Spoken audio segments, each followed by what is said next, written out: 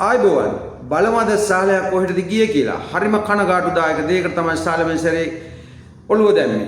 ගියා බාන්න අනුරාධපුර පැත්තට. ඔයා දන්නේ නැති මේ දවස්වල අමු පාදඩේ අනුරාධපුර හොස්පිටල් එකේ සේවය කරපු වෛද්‍යවරියක් විනාශ කරපු විදිය. හැබැයි මෙන්න මේකයි කතන්දරේ. වෛද්‍යවරියත් මීට වැඩිය නුවණක්කාර වුණා නම් හොඳයි. මේ පාදඩේ එක වෙලාවකට යුද හමුදාවේ හිටපු අමු පාදඩේ. ඊට පස්සේ එතනින් පැනලා චීවරදාරේ. චීවරදාරුව කියපම ඔය වගේ චීවරදාරුව ගොඩක් කට්ටිය ඉන්නවා.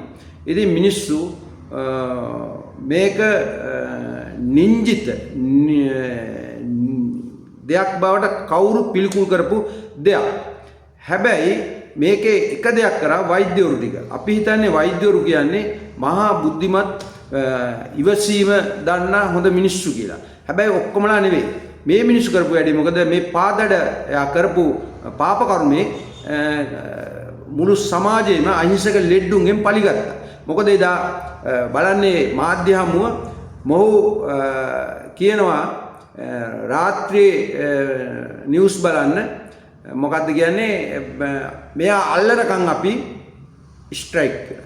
ඊට පස්සේ උදේ කියනවා ඇල්ලුවට පස්සේ මොහු එහෙම කියලා බෑ මොහු ඇල්ලුවා කියලා බෑ අපිට ආරක්ෂාව දෙන්න කියලා. මෙන්න මෙහෙමයි.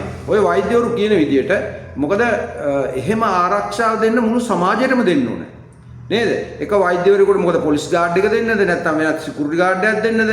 එක එක්කෙනාට මුළු සමාජෙම පිළිකුල් වෙලා තියෙන්නේ. ඒ පිළිකුල් ගතිය තමයි මේ විදිහට පාවෙන්නේ. නැත්නම් අර පාදඩිය ඇවිල්ලා පිහියක් පෙන්නලා කාමරේට ගිහිල්ලා කාමරේ ඒ ළමයාගේ ෆෝන් එක අරගෙන සින්දු දාගෙන නේද කියන විදිහට නේ මොනක් තරම් අර ඇඳුම් රෙදි වලින් කපලා නේ මානසික ලෙඩෙක්. හැබැයි මානසික ලෙඩෙක් කියලා මේවා නිකන් ඉන්න බෑ. මොකද මේ වෛද්‍යවරු කරේ ඇත්තම ගැන මේ ජරා ජීර්ණ වැඩක් කරේ. අහිංසක ලෙඩුන්ගෙන් පලිගත්තා. හැබැයි ඔය වෛද්‍යවරු මීගොමිය හොස්පිටල් එකේ මීට කලකට පෙර බබෙක් හම්බෙන්න අම්මෙක් ආවා නේද? ඒ අම්මා දූෂණය කළේ වෛද්‍යවරයා මැරුවාකින් පල්ලේ දාලා. හැබැයි ඔය එක වෛද්‍යවරයෙක්වත් ඔය පාදඩ එක වෛද්‍යවරයෙක්වත් මම මේ මිනිසුන්ට පාදඩෝ කියලා එදා ඔය කරපු කුප්ත වෛද්‍යවරුන්ටත් මම කියනවා ඔය පාදඩ වෛද්‍යවරු එදා ස්ට්‍රයික් කරේ නැහැ. නේද? එදා අඩුම ගානේ කිව්වේ නෑ මේ වෛද්‍යවරයා විජහට අත්අඩංගුවට ගන්න කියලා. ඉතින් ඒ වගේ පාදඩ සමාජයක තවත් අපිට හොඳ දේවල් බලාපොරොත්තු වෙන්න අමාරුයි.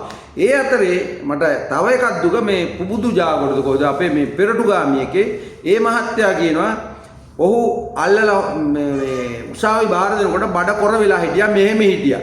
පොල්ල පිටිපස්සෙන් යවලා මේ මෙන්න මේ වගේ කළා එහෙම කරන්න අයිතියක් නැහැ කියලා.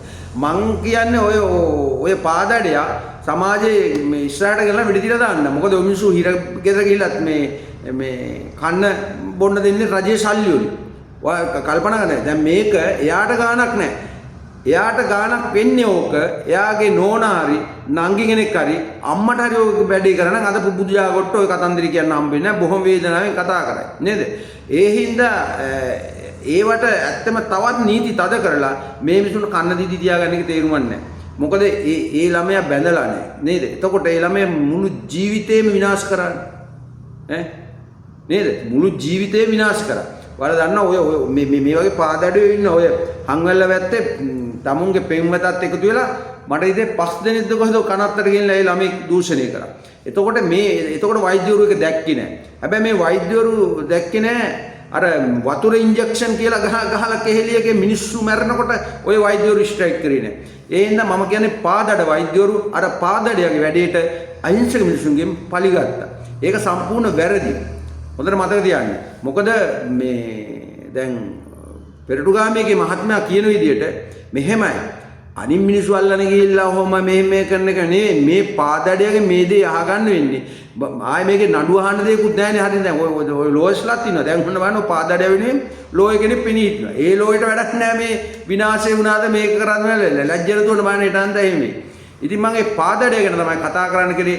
කවුරුත් මේක හරිද වැරදිද කියලා පල්ලෙහන් දාන්නකෝ කමෙන්ට් දාලා ලයික් කරලා මේක ඇත්තද නැත්ද කියලා විස්තරයක් දාන්න බය නැතුව මේ පාදඩයට කුමක්ද කළ යුත්තේ කියලා. එහෙමනම් අදට නතර වෙනවා මෙවැනි වැඩසටහනකින් ආයේ හමු නොවේවා කියලා මම ප්‍රාර්ථනා කරනවා. ආයුබෝවන්.